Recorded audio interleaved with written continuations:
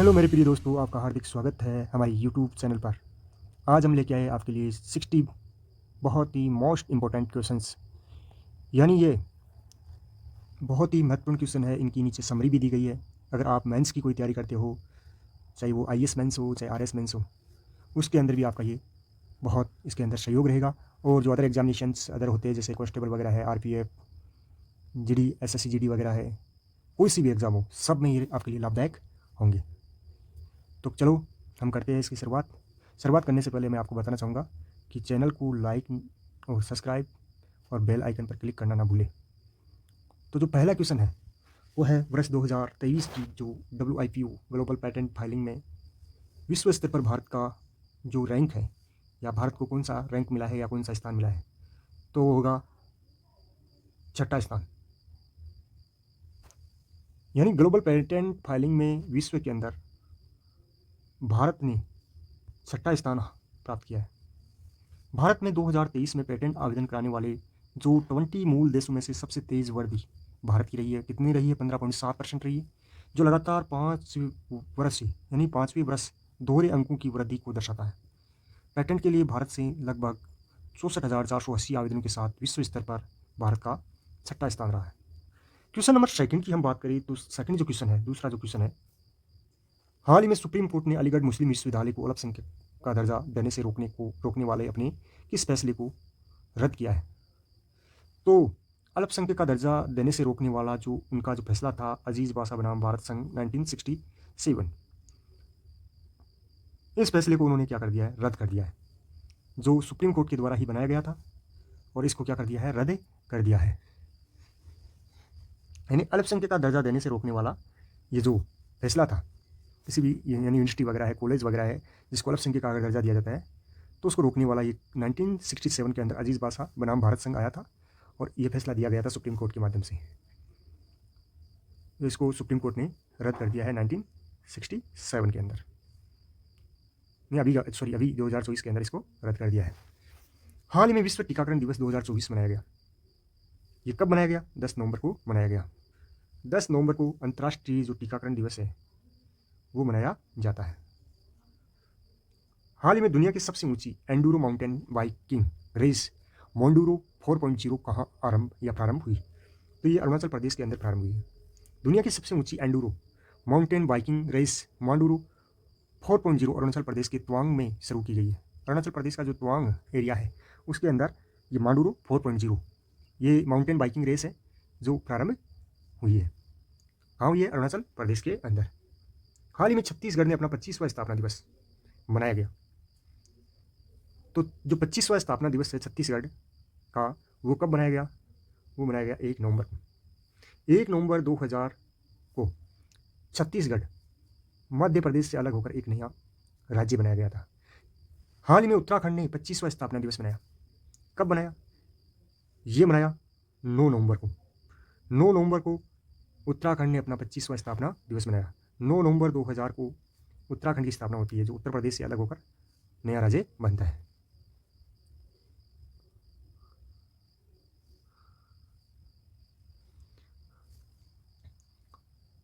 हाल ही में झारखंड ने अपना 25वां स्थापना दिवस 15 नवंबर को मनाया। 15 नवंबर 2002 को झारखंड की क्या होती है? स्थापना होती है, बिहार से अलग होकर इसकी स्थापना होती है। हाल ही में समर्पित सेमी कंडक्टर नीति लागू करने वाला भारत का पहला राज्य, जो सेमी कंडक्टर नीति लागू करने वाला भारत का पहला राज्य वो है गुजरात। यानी गुजरात ने सेमी कंडक्टर नीति लागू करके भारत के अंदर पहला स्थान प्राप्त किया है। हाल ही में PV Sindhu centre for badminton sports excellent की आधारशिला कहाँ रखी? क्वेश्चन नंबर 10 है कि हाल ही में PV Sindhu centre for badminton and sports excellence की आधारशिला कहाँ रखी? तो ये आधारशिला विशाखापट्टनम के अंदर रखी है। क्वेश्चन नंबर 11 की बात करें तो हाल ही में फिक्की के अध्यक्ष पद पर किसे नियुक्त किया गया? हर्षवर्धन अग्रवाल को फिक्की का नया अध्यक्ष बनाया गया है। क्वेश्चन नंबर 12 की हम बात करें तो हाल ही में संयुक्त राष्ट्र जलवायु परिवर्तन सम्मेलन यानी COP29 का प्रारंभ कहाँ हुआ? COP की फुल फॉर्म होती है कॉन्फ्रेंस ऑफ पार्टीज, और COP29 है वो बाकू जो अजरबैजान के अंदर स्थित है। अजरबैजान की जो राजधानी बाकू है वहाँ जो COP29 है वो प्रारंभ हुआ है। हाल ही में बिम्स्टेक ऊर्जा केंद्र कहाँ स्थापित किया गया? बिम्स्टेक ऊर्जा केंद्र कहाँ स्थापित किया गया? तो स्थापित किया गया है बेंगलोर के अंदर। विदेश मंत्रालय यानी मिनिस्ट्री ऑफ एक्सटर्नल अफेयर के सचिव, पूर्व सचिव है जयदीप मजूमदार। और बिम्स्टेक बहुक्षेत्रीय तकनीकी और आर्थिक सहयोग के लिए बंगाल की खाड़ी पहल, इसको बिम्स्टेक कहते हैं, के महासचिव इंद्रमणि पांडे ने कर्नाटक के बेंगलोर में बिम्स्टेक ऊर्जा केंद्र की स्थापना के लिए समझौते पर हस्ताक्षर किए। यानी पूर्व सचिव जयदीप मजूमदार जो विदेश मंत्रालय के सचिव थे, और बिम्स्टेक के जो महासचिव है इंद्रमणि पांडे, उन्होंने कर्नाटक के बेंगलोर में बिम्स्टेक ऊर्जा केंद्र की स्थापना के लिए एक एग्रीमेंट के ऊपर साइन किया है। क्वेश्चन नंबर 14 की हम बात करें तो हाल ही में ब्रांड फाइनेंस के वैश्विक शेयर सूचकांक 2024 में टॉप 5 में शामिल पश्चिमी एशिया का पहला देश कौन सा है? यानी यूएई के अंदर जो दुबई है वो पहला शहर है। हाल ही के अंदर राष्ट्रीय शिक्षा दिवस 2024, हाल ही के अंदर राष्ट्रीय शिक्षा दिवस 2024 कब मनाया गया? तो ये 11 नवंबर को मनाया गया। 11 नवंबर को राष्ट्रीय शिक्षा दिवस के रूप में मनाया जाता है। राष्ट्रीय शिक्षा दिवस के रूप में 11 नवंबर को मनाया जाता है। इस दिन को मानने की शुरुआत 11 नवंबर 2008 को हुई थी। स्वतंत्र भारत के पहले शिक्षा मंत्री मौलाना अबुल कलाम आज़ाद, यानी स्वतंत्र भारत के पहले जो शिक्षा मंत्री थे मौलाना अबुल कलाम आज़ाद की जयंती के उपलक्ष्य में यह जो डे है, नेशनल एजुकेशन डे, वो सेलिब्रेट किया जाता है। 5 अगस्त 1947 से 2 फरवरी 1958 तक वो भारत की क्या रही? शिक्षा मंत्री रही। क्वेश्चन नंबर 16, हाल ही में महिला टेनिस एसोसिएशन की बिल्ली जिन किंग ट्रॉफी, जिसको पूर्व में फेड ट्रॉफी के नाम से जाना जाता था, वो किसने जीता? तो वो जीता काको गॉफ, जो यूएसए की है। उन्होंने ये जो ट्रॉफी है बिल्ली जिन किंग ट्रॉफी, जिसको हम फेड ट्रॉफी के नाम से जानते हैं, ये जीता है। बिल्ली जिन किंग कप, इसका सॉल्यूशन देखिए। बिल्ली जिन किंग कप हर साल अंतर्राष्ट्रीय टेनिस महासंघ द्वारा आयोजित किया जाता है, जिसे फेड कप के नाम से जाना जाता था। इससे पुरुषों के डेविस कप के बराबर माना जाता है। आयोजन कौन करता है? अंतर्राष्ट्रीय टेनिस महासंघ करता है। और किसके लेवल का है? डेविस कप के लेवल का है। बिल्ली जिन किंग कप को 1963 के अंदर अंतर्राष्ट्रीय टेनिस महासंघ की 50वीं वर्षगांठ पर फेडरेशन कप के रूप में लॉन्च किया। इसको पहले फेडरेशन कप के नाम से जाना जाता था 1995 तक। बाद में इसका नाम बदलकर फेड कप कर दिया। फेडरेशन को फेड कप में चेंज कर दिया, जो 1995 से लेकर 2020 तक। 2020 में इसका नाम बदलकर बिल्ली जिन किंग कप कर दिया। और बिल्ली जिन किंग वह महिला है जो महिला टेनिस की सर्वकालिक महान खिलाड़ी के नाम से, या सर्वकालिक यानी जो पुरानी टाइम के अंदर महान खिलाड़ी रही है। वो एक अमेरिका की नागरिक है जिन्होंने 39 ग्रैंड स्लैम खिताब जीते हैं। तो बिली जिन किंग कप या फेडरेशन कप या फेड कप जीतने वाली जो महिला है वो कोको गॉफ है, और वो यूएसए से रिलेटेड है। आगे हम बात करें 17 नंबर जो क्वेश्चन है उसकी। हाल ही में अंतर्राष्ट्रीय हॉकी महासंघ के जो अध्यक्ष है उस पद पर किसे चुना गया? अंतर्राष्ट्रीय हॉकी महासंघ के अध्यक्ष पद पर तैयब इकराम को चुना गया, जो पाकिस्तान से रिलेटेड है। इसका सॉल्यूशन देखिए। तैयब इकराम 79 वोटों के साथ अंतर्राष्ट्रीय हॉकी महासंघ के क्या बने? अध्यक्ष बने गए, दोबारा चुने गए, जिन्होंने मार्क कॉर्डन को हराया है, जो पाकिस्तान की हॉकी के लिए एक महत्वपूर्ण अचीवमेंट है। क्वेश्चन नंबर हम 18 की बात करें तो हाल ही में H5 बर्ड फ्लू पहले मानव मामले की पुष्टि कहाँ हुई है? तो वो ये यूएसए यानी अमेरिका के अंदर। यूएस सेंटर फॉर डिजीज, इसका सॉल्यूशन देखिए। US United state centre for disease control and prevention ने इसकी जानकारी दी है। यानी कंट्रोल एंड प्रिवेंशन यानी डिजीज कंट्रोल एंड प्रिवेंशन ने बताया है कि कोलोराडो की जेल के में बंद कैदी एवियन एन्फ्लुएंजा, जिसको H5 के नाम से जाना जाता है, उस वायरस से संक्रमित है। यानी 20-25 साल का बच्चा था, वो इस H5 वायरस से या एवियन एन्फ्लुएंजा जो जानवर की बीमारी होती है, जानवर के अंदर संक्रमण होता है, वो देखने को मिला। 2020 के बाद अमेरिका में एवियन फ्लू के संक्रमण का यह पहला मामला सामने आया है। क्वेश्चन नंबर 19 की हम बात करें। हाल ही में दिग्वंत प्रसिद्ध वादक पंडित राम नारायण का संबंध किससे था? तो पंडित राम नारायण जो है जयपुर आमेर के रहने वाले थे, जिन्होंने सारंगी के अंदर जो प्रसिद्ध सारंगी वादक थे। इसका सॉल्यूशन देखिए। प्रसिद्ध सारंगी वादक पंडित राम नारायण का संबंध सारंगी से था। पंडित राम नारायण एक हिंदुस्तानी शास्त्रीय संगीतकार थे। उन्होंने सारंगी की एकल संगीत वाद्य यंत्र के रूप में लोकप्रिय बनाया, और उन्होंने शास्त्रीय और संगीत फिल्मों में अहम योगदान दिया। उन्होंने मुगले आजम, पाकीजा, ताजमहल जैसी फिल्मों में काम किया। उन्होंने पद्म विभूषण संगीत नाट्य अकादमी का जो पुरस्कार वो भी सम्मान के रूप में प्राप्त किया। और उनका जन्म 1927 यानी 1927 में राजस्थान के आमेर गांव में हुआ, और इनका निधन 9 नवंबर 2024 को 96 एज में हो गया। क्वेश्चन नंबर 20 की बात करें। हाल ही में तेलंगाना एम करुणानिधि सैमोजी तमिल पुरस्कार से किसे सम्मानित किया गया? M Selvarasan. M Selvarasan है, उनको तेलंगाना एम करुणानिधि सैमोजी तमिल पुरस्कार से सम्मानित किया गया है। यानी तमिल विद्वान एम सेल्वारासन, जो पूर्व में मद्रास विश्वविद्यालय के तमिल विभाग के प्रोफेसर थे या तमिल विभाग में कार्यरत थे, शुक्रवार 8 नवंबर 2024 को चेन्नई में 2024 के लिए कलैगनर एम करुणानिधि सैमोजी तमिल पुरस्कार प्राप्त किया। आगे हम बात करें क्वेश्चन नंबर 21 की। तो भारतीय संविधान की मूल पांडुलिपि, जो जब संविधान बनाया गया था उस समय की जो पांडुलिपि है, उसकी प्रतिकृति किस देश के अंतर्राष्ट्रीय पुस्तक मेले में प्रदर्शित की गई? तो वो है यूएई यानी संयुक्त अरब अमीरात। संयुक्त अरब अमीरात के अंदर जो शारजाह है, वहाँ अंतर्राष्ट्रीय पुस्तक मेले के अंदर मूल भारतीय संविधान की प्रतिलिपि को प्रदर्शित किया गया। अब इसका सॉल्यूशन देखिए, तो भारत के राष्ट्रीय पुस्तक न्यास एनबीटी, नेशनल बुक ट्रस्ट ने 43वें शारजाह अंतर्राष्ट्रीय पुस्तक मेले, 43वीं जो शारजाह अंतर्राष्ट्रीय पुस्तक मेले है, उसमें मूल हस्तलिखित भारतीय संविधान की प्रतिष्ठित प्रतिकृति को प्रदर्शित किया। 6 से 17 नवंबर 2024 के बीच में आयोजन हुआ। इस आयोजन में भारत के साहित्यिक योगदान को रेखांकित किया। दुनिया भर के 2500 से अधिक प्रकाशकों ने भाग लिया। मेले में विभिन्न कार्यशालाएं और अंतर्राष्ट्रीय वक्ताओं ने भाग लिया, जिससे सांस्कृतिक आदान प्रदान और साहित्यिक विविधता को बढ़ावा मिला। तो इसका आयोजन कहाँ हुआ? इसका आयोजन हुआ शारजाह यूएई के अंदर। क्वेश्चन नंबर 22 की बात करें, 55 में IFFI 2024 में सत्यजीत रे लाइफ टाइम अचीवमेंट अवार्ड से किसे सम्मानित किया जाएगा? तो फिलिप नॉइस है या नॉइस है, उसको सत्यजीत रे लाइफ टाइम अचीवमेंट अवार्ड से सम्मानित किया जाएगा। सत्यजीत रे लाइफ टाइम अचीवमेंट अवार्ड से। ऑस्ट्रेलिया के प्रसिद्ध फिल्म निर्माता फिलिप नॉइस को 55वीं भारतीय अंतर्राष्ट्रीय फिल्म महोत्सव यानी इंडियन इंटरनेशनल फिल्म फेस्टिवल में सत्यजीत रे लाइफ टाइम अचीवमेंट अवार्ड से सम्मानित किया जाएगा। और यह महोत्सव 20 से 28 नवंबर 2024 के बीच गोवा में आयोजित होगा। 2024 का जो इंडियन इंटरनेशनल फिल्म फेस्टिवल है या international film festival of India का आयोजन गोवा के अंदर होगा। कब से कब तक होगा? 20 से 28 नवंबर 2024 के बीच में होगा। और इसके अंदर जो सत्यजीत रे लाइफ टाइम अचीवमेंट अवार्ड है वो फिलिप नॉइस को दिया जाएगा, जो ऑस्ट्रेलिया के फिल्म निर्माता है। इस वर्ष ऑस्ट्रेलिया को विशेष फोकस देश के रूप में भी सुना गया है। 23 जो क्वेश्चन है वो है 55 यानी 55वां इफ्फी महोत्सव, इफ्फी महोत्सव 20 नवंबर से 28 नवंबर तक कहाँ आयोजित होगा? यानी international film festival of India, IFFI, international film festival of India, IFFI का आयोजन 20 से 28 नवंबर तक होगा, जो अभी हमने ऊपर देखा था, और गोवा के अंदर होगा। सूचना एवं प्रसारण मंत्रालय ने यानी इंफॉर्मेशन एंड टेक जो प्रसारण मंत्रालय है, उन्होंने अंतर्राष्ट्रीय फिल्म महोत्सव 2024 के हिस्से के रूप में युवा फिल्म निर्माताओं के लिए श्रेष्ठ डेब्यू भारतीय फिल्म खंड 2024 की शुरुआत की है। 55वां इफ्फी महोत्सव 20 से 28 नवंबर तक गोवा में आयोजित होने जा रहा है। क्वेश्चन नंबर 24, हाल ही में भारत सरकार ने पंचशील वायु रक्षा मिसाइल के संयुक्त निर्माण के लिए किसके साथ समझौता किया है?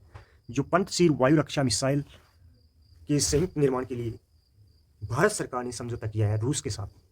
किसके साथ किया है? रूस के साथ। पंचशील वायु रक्षा मिसाइल, इसका सॉल्यूशन देखिए। रूस और भारत के बीच advance Panchsheel missile gun system के साथ के लिए एक समझौता ज्ञापन पर हस्ताक्षर किए। यह एयर डिफेंस सिस्टम रूस के राष्ट्रपति पुतिन की सुरक्षा में तैनात है। कई अन्य देशों में भी इसका यूज होता है। सैन्य प्रतिष्ठान और महत्वपूर्ण बुनियादी ढांचों को हवाई हमलों से बचाता है। इस सिस्टम में छोटी से मध्यम दूरी की सतह से हवा में मार करने वाली 12 मिसाइलें लगी हुई है, और इनमें 2 दोहरी 30 mm की ऑटोमेटिक तोप भी लगी हुई है, जो कई लेवल पर सिक्योरिटी करती है। और इस सिस्टम उन्नत रडार सिस्टम से भी लैस है, जो 36 किलोमीटर दूर और 15 किलोमीटर ऊंचे टारगेट को पता लगा सकता है। यानी इसके अंदर जो रडार सिस्टम लगा है वो 36 किलोमीटर दूर तक के टारगेट का पता लगा सकता है, और ऊंचाई की बात करें तो 15 किलोमीटर, जैसे ड्रोन वगैरह कोई हो तो उस टारगेट को भी पता लगा के हिट कर सकता है।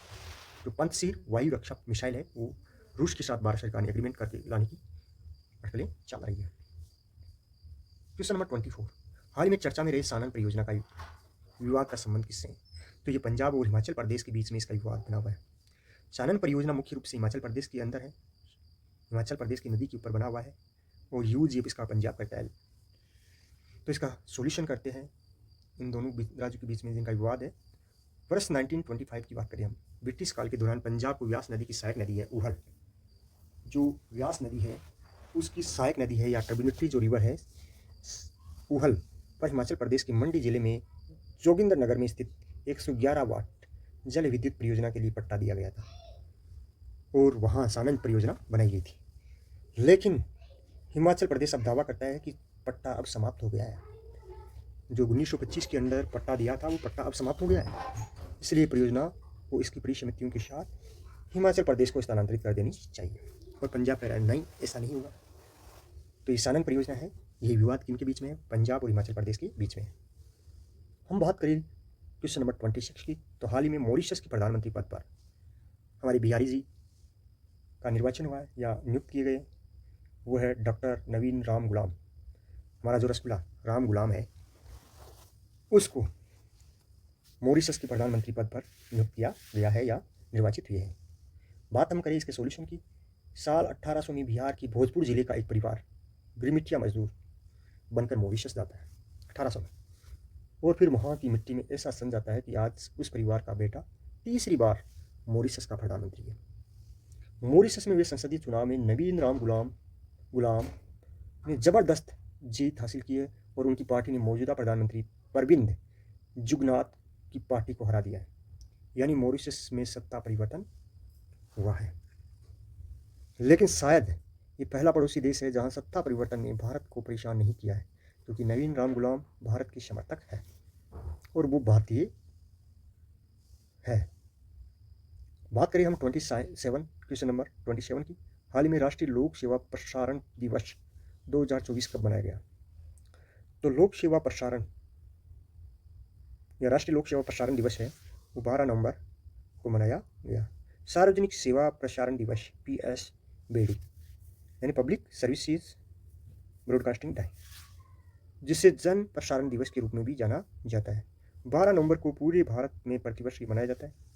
1947 में ऑल इंडिया रेडियो के स्टूडियो में महात्मा गांधी की पहली बार एकमात्र यात्रा की याद में मनाया जाता है, यानी एयर इंडिया जो रेडियो है उसके अंदर 12 नवंबर को महात्मा गांधी 1947 के अंदर आए थे, जिसे अब दिल्ली में आकाशवाणी के रूप में जाना जाता है। नई दिल्ली में आकाशवाणी या भारत के अंदर आकाशवाणी के रूप में जाना जाता है। भारत और पाकिस्तान के विभाजन के बाद महात्मा गांधी ने हरियाणा के कुरुक्षेत्र में डेरा डाले हुए शरणार्थियों जो पाकिस्तान से आए थे उनको संबोधित करने के लिए ब्रॉडकास्टिंग हाउस नई दिल्ली में एयर स्टूडियो का दौरा किया और Gandhi ji air India radio यात्रा के 50 साल पूरे होने के उपलक्ष्य में जब गांधी जी ने 12 नवंबर 1947 के अंदर जो एयर इंडिया के ऊपर हमारे देश के लोगों को संबोधित किया था उसके 50 साल हो गए थे 12 नवंबर 1997 और 1997 को एक कार्यक्रम आयोजित किया गया।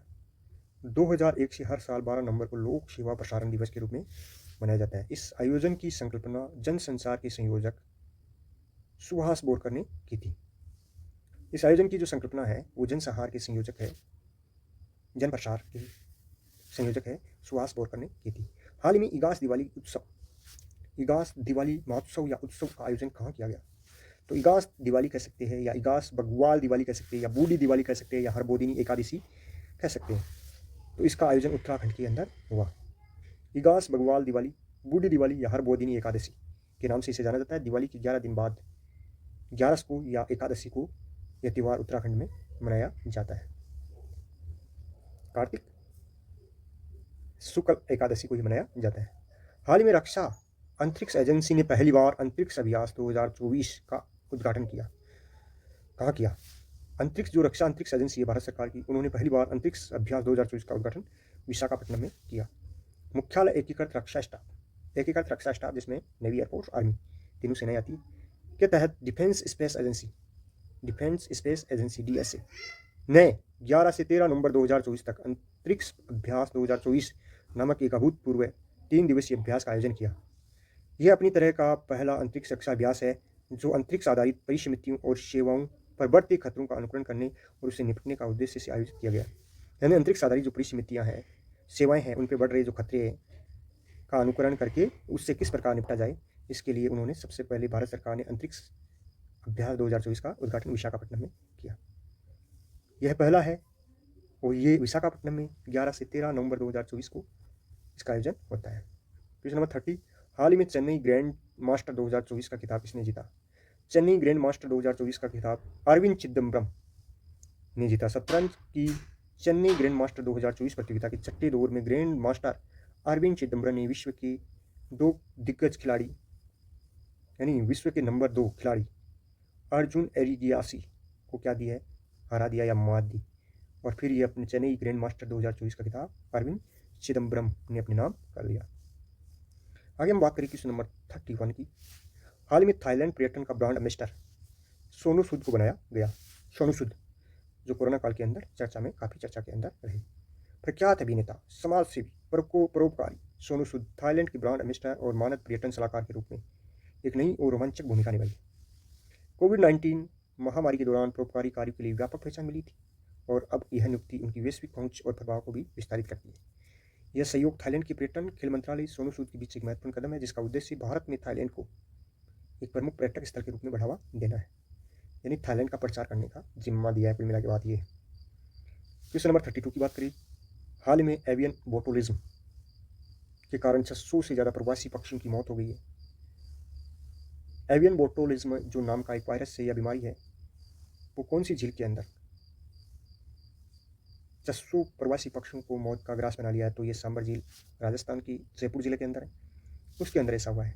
13 नवंबर 2024 राजस्थान की सांबर झील में एवियन बोटुलिज्म का प्रकोप फिर से देखने को मिला, जिसके कारण 26 अक्टूबर से अब तक 600 से ज़्यादा पक्षियों की मौत हो चुकी है और कई देसी और प्रवासी पक्षी लकवाग्रस्त पाए गए, जिनकी गर्दन झुकी हुई थी, वे सुस्त थे, उड़ने और चलने में असमर्थ थे। उनमें एवियन बोटुलिज्म विशिष्ट लक्षण दिखाई दे रहे थे। अंतर्राष्ट्रीय पशु कल्याण कोष और भारतीय वन्य जीव ट्रस्ट WTI, आपातकालीन प्रतिक्रिया नेटवर्क और स्थानीय गैर सरकारी जो संगठन NGOs, होप एंड बियॉन्ड और रक्षा जयपुर भी बचाव प्रयासों में इसके शामिल हुए। और यह बीमारी 2019 में एवियन बोटुलिज्म का प्रकोप देखने को मिला था, जिसमें लगभग 22,000 से अधिक प्रवासी पक्षी और देसी पक्षियों की जान चली गई थी। एवियन बोटुलिज्म 2019 में ये देखी गई थी सबसे पहले। कोरोना काल में ये काफ़ी चर्चित रही। उसके बाद ये वापस 2024 के अंदर नवंबर के अंदर वापस देखने को मिली है। Question number 33। हाल ही में बुकर पुरस्कार 2024 से किसे सम्मानित किया गया है? 100% पूछा जाएगा। ऊपर वाला भी 100% ही है, ये भी 100% ही है। हाल ही में बुकर पुरस्कार 2024 किसे सम्मानित किया गया है? तो बुकर पुरस्कार 2024 है वो शांता हार्वी को सम्मानित किया गया है। बुकर प्राइज 2024 किताबों के लिए सबसे बड़ी पुरस्कार यानी बुकर पुरस्कार की घोषणा कर दी गई है। किताबों का सबसे बड़ा पुरस्कार इस साल 2024 का बुकर पुरस्कार ब्रिटेन की रहने वाली एक लेखिका है शांता हार्वी को किताब ऑर्बिटल के लिए दिया गया है। पुरस्कार शांता हार्वी की किताब ऑर्बिटल के लिए मिला है। इसके साथ ही अंतरिक्ष पर लिखी गई किसी पहली किताब को बुकर पुरस्कार मिला है। इस किताब की कहानी अंतरिक्ष स्टेशन पर मौजूद 6 अंतरिक्ष यात्रियों के एक दिन की कहानी है, जो इस किताब की कहानी को दिलचस्प बनाता है। इसके साथ उन्हें 50,000 पाउंड भी, बुकर पुरस्कार के साथ 50,000 पाउंड इनाम स्वरूप या पुरस्कार स्वरूप शांता हार्वी को मिलेंगे। हाल ही में अमेरिकी राष्ट्रपति डोनाल्ड ट्रंप के नेतृत्व में सरकारी दक्षता डिपार्टमेंट यानी डिपार्टमेंट ऑफ गवर्नमेंट एफिशिएंसी की स्थापना की गई है। इसका नेतृत्व करेंगे एलन मस्क, जो टेस्ला और स्टारलिंक जो सैटेलाइट है स्पेस एक्स के मालिक है। अमेरिकी जो चुनाव के अंदर उन्होंने डोनाल्ड ट्रंप का प्रचार प्रसार भी किया था। तो सरकारी दक्षता जो विभाग है जो ट्रंप के द्वारा स्थापित किया गया है, उसका नेतृत्व डोनाल्ड ट्रंप के जो साथी एलन मस्क और विवेक रामास्वामी दोनों करेंगे। तो इसमें ए और बी दोनों होगा। अमेरिका के निर्वाचित राष्ट्रपति डोनाल्ड ट्रंप ने दिग्गज कारोबारी एलन मस्क और उद्यमी विवेक रामास्वामी को बड़ी जिम्मेदारी दी है। वे अब सरकारी दक्षता विभाग का नेतृत्व करेंगे।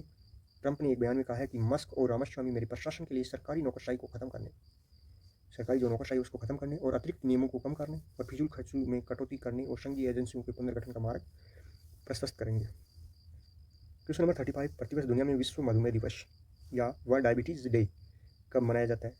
तो 14 नवंबर को विश्व डायबिटीज़ डे या विश्व मधुमेह दिवस के रूप में मनाया जाता है। मधुमेह जो रोग है वो इंसुलिन की कमी से होता है, इसे शुगर दिवस के रूप में भी जाना जाता है।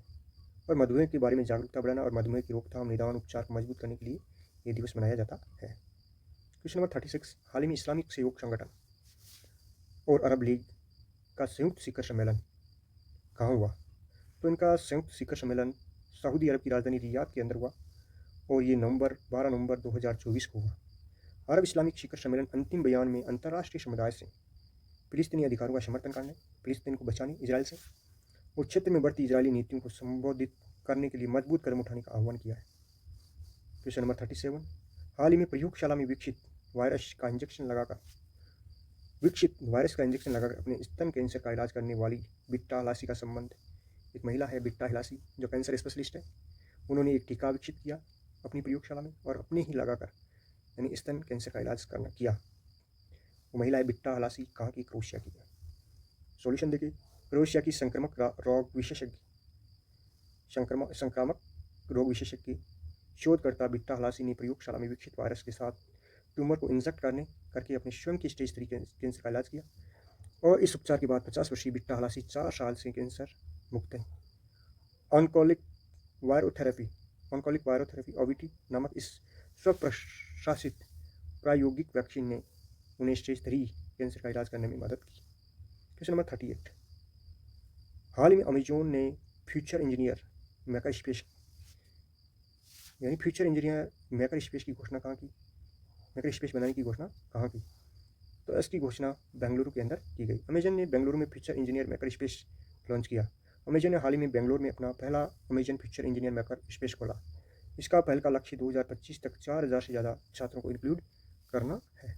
क्वेश्चन नंबर 39, नवीन और नवीकरणीय ऊर्जा मंत्रालय के आंकड़ों के अनुसार परमाणु ऊर्जा सहित कुल गैर जीवाश्म ईंधन की क्षमता कितनी है? तो कुल गैर जीवाश्म ईंधन की क्षमता परमाणु ऊर्जा सहित 211.36 गीगावाट है। सॉल्यूशन देखें तो नवीन और नवीकरणीय ऊर्जा मंत्रालय की अकॉर्डिंग परमाणु ऊर्जा सहित गैर जीवाश्म ईंधन की क्षमता 211.36 गीगावाट है। यह साल 2023 की तुलना में बढ़ी है और 2023 में यह क्षमता 186.40 गीगावाट थी। और नवीकरणीय ऊर्जा से जुड़ी कुछ और जानकारी, भारत की कुल नवीकरणीय ऊर्जा क्षमता अक्टूबर 2024 में 203.18 गीगावाट हो गई है, पिछले साल की तुलना में 13.5% ज़्यादा है। देश में बिजली उत्पादन क्षमता 452.69 गीगावाट है। इसमें नवीकरणीय ऊर्जा की हिस्सेदारी 46 यानी 46.3% से ज़्यादा है। सौर ऊर्जा की क्षमता 92.12 गीगावाट है, वहीं पवन ऊर्जा की क्षमता 47.72 गीगावाट है। बड़ी पन बिजली परियोजना है उसकी 46.93 गीगावाट और छोटी पन बिजली परियोजना की क्षमता 5.07 गीगावाट है। भारत में नवीकरणीय ऊर्जा क्षमता बढ़ने से देश की ऊर्जा सुरक्षा मजबूत हुई है। हाल ही में DRDO ने पहली बार क्रूज मिसाइल LRLACM का सफल परीक्षण किया। LRLACM का सफल परीक्षण, DRDO ने पहली बार क्रूज मिसाइल जो LRLACM है उसका सफल परीक्षण कहाँ किया? तो इसका सफल परीक्षण ओडिशा के तट के पास चांदीपुर स्थित एकीकृत प्रशिक्षण रेंज में 12 नवंबर 2024 को किया। मोबाइल आर्टिकुलेटेड लॉन्चर से 1000 किलोमीटर तक मारक क्षमता वाली long range land attack cruise missile LRLACM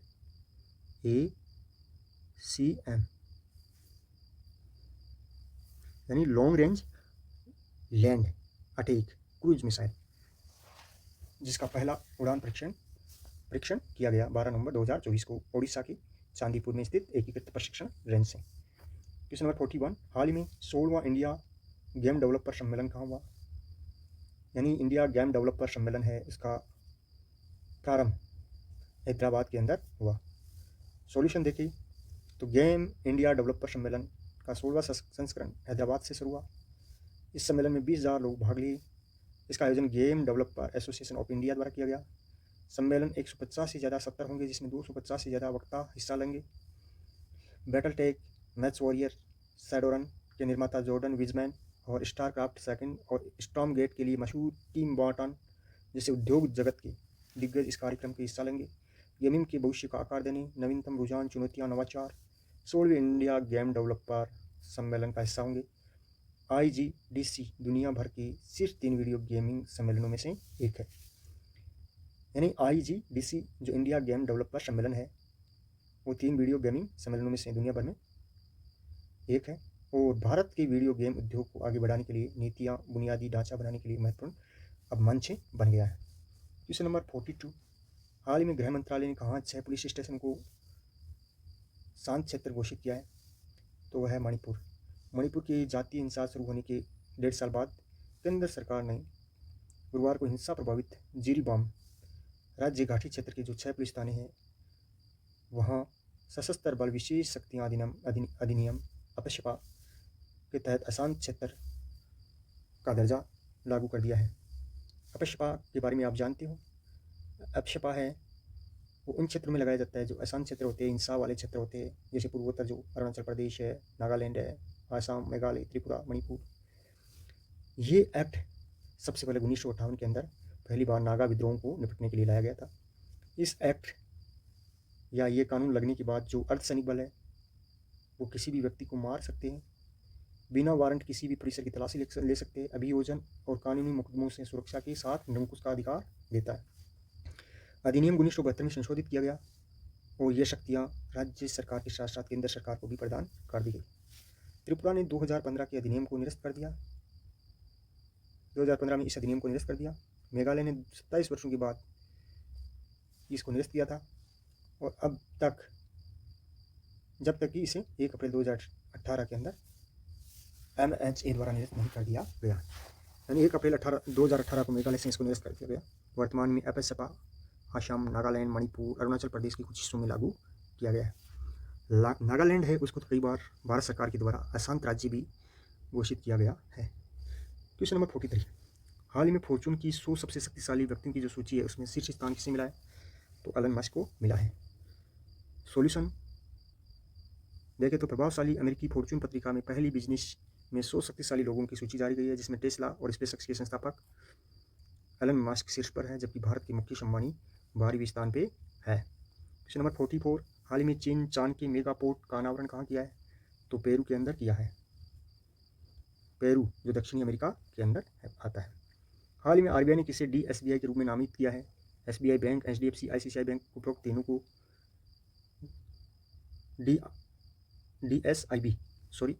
DSIB के रूप में नामित किया है। सॉल्यूशन मैंने जो पहले वाली वीडियो है 14, 15, 16 नवंबर के जो वीडियोज़ है उनके अंदर ये क्वेश्चन का अच्छी तरीके से सॉल्यूशन सहित समझाया गया है। क्वेश्चन नंबर 46, हाल ही में भारतीय तटरक्षक बल क्षेत्रीय स्तर पर प्रदूषण प्रतिक्रिया अभ्यास रीप्रेक्ष 2024 का आयोजन कहाँ किया गया? तो इसका जो आयोजन है वो पारादीप में किया गया, उड़ीसा के अंदर पड़ता है। क्वेश्चन नंबर 47, हाल ही में विश्व बैंक ने किस राज्य की केरा परियोजना के लिए 2365.5 करोड़ रुपए की ऋण की मंजूरी दी है? तो केरल के अंदर है, यानी केरल के मंत्रिमंडल ने केरल की जलवायु लचीला कृषि मूल्य श्रृंखला आधुनिकरण केरा परियोजना को मंजूरी दी है, जिसका उद्देश्य राज्य की खाद्य एवं पोषण सुरक्षा को क्या बनाना? मॉडर्नाइज करना। हाल ही में बाली यात्रा महोत्सव उड़ीसा के अंदर बनाया गया। सॉल्यूशन देख सकते हो, स्क्रीनशॉट ले सकते हो इसका। क्वेश्चन नंबर 49, हाल ही में नो योर मेडिसिन ऐप किसने लॉन्च किया? तो नो योर मेडिसिन ये राष्ट्रीय डंपिंग विरोधी एजेंसी है, उसने ये लॉन्च किया। हाल ही में वॉल्ट डिज्नी मीडिया किसके साथ विलय हुआ? तो ये स्टार समूह के साथ, ये स्टार इंडिया समूह है उसके साथ विलय हुआ है। क्वेश्चन नंबर 52 की हम बात करें, हाल ही में अंतर्राष्ट्रीय विश्वविद्यालय खेल महासंघ की world FEISU university championship shooting 2024 का आयोजन कहाँ हुआ? तो इसका आयोजन भारत के अंदर हुआ, जिसके अंदर भारत ने 9 स्वर्ण, 9 रजत और 6 कांसे जीतकर 24 पदक अपने नाम किए और पहले स्थान पर रहे। इसका शुभंकर टंकी था, जिसका हाथी कहते हैं, एक हाथी का प्रकार है। हाल ही में रणजी ट्रॉफी 90 साल पुराने इतिहास में 606 रनों की सबसे बड़ी साझेदारी का रिकॉर्ड बनाने वाले कश्यप और स्नेहल का संबंध किससे है? तो इनका संबंध त्रिपुरा से है। हाल ही में विदेश मंत्री डॉक्टर S जयशंकर ने पुणे स्थित सिम्बायोसिस इंटरनेशनल यूनिवर्सिटी के पहले विदेशी परिसर का उद्घाटन संयुक्त अरब अमीरात के दुबई के अंदर किया गया। आगे हम बात करें, प्रतिवर्ष भारतीय अंतर्राष्ट्रीय जनजाति गौरव दिवस 15 नवंबर को मनाया जाता है बिरसा मुंडा जयंती के रूप में। प्रधानमंत्री नरेंद्र मोदी ने पहले बोडोलैंड महोत्सव का आयोजन नई दिल्ली के अंदर जो इंदिरा गांधी खेल परिसर है, भारतीय खेल प्राधिकरण इंदिरा गांधी खेल परिसर के अंदर प्रथम बोडोलैंड महोत्सव का उद्घाटन किया। हाल ही में अमरावती कैपिटल प्रोजेक्ट के लिए 13,500 करोड़ के ऋण का समझौता किसके साथ? विश्व बैंक और ADB एशियन डेवलपमेंट बैंक, यानी दोनों के साथ किया। हाल ही में वरिष्ठ नागरिकों के लिए पहला भुगतान समाधान जेनवाइज UPI किस बैंक के सहयोग से लॉन्च किया है? एक्सिस बैंक के सहयोग से।